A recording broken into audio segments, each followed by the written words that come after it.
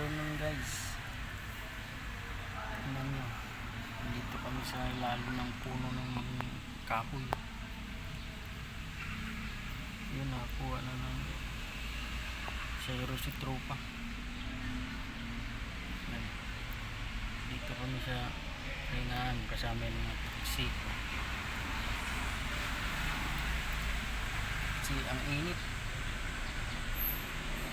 kaya ayan, pahinga muna kami, kakain ko lang.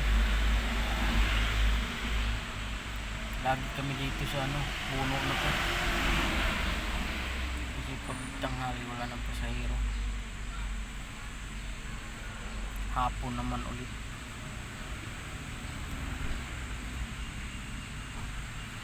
Kaya ang hirap kumita ng pera.